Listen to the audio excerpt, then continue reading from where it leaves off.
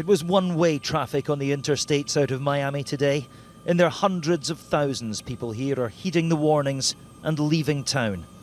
The administrator of Monroe County, which covers the Florida Keys, couldn't have been clearer with his instruction to residents.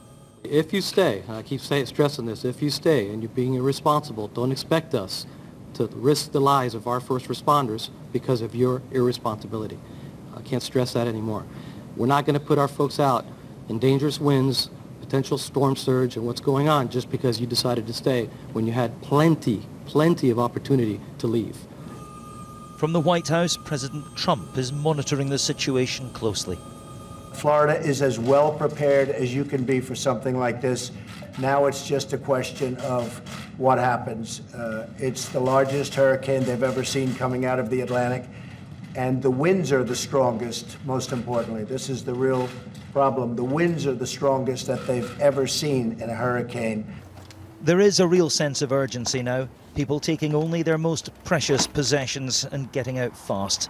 The Torres family are heading to friends in Orlando. They've no idea when they'll come back or what they'll come back to.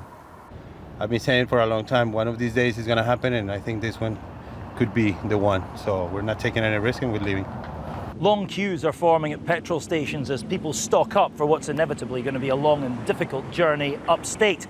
The government has waived the normal regulations on fuel coming into the country. They want to get as much of it as possible through the ports in the coming hours. Those supplies are likely to prove essential in the aftermath of the hurricane. Police are giving escorts to fuel tankers now to speed the process further. Florida's golden beaches, normally packed at this time of year, lie almost completely deserted. Hotels in these areas, likely to be the worst hit, were closed down at lunchtime today.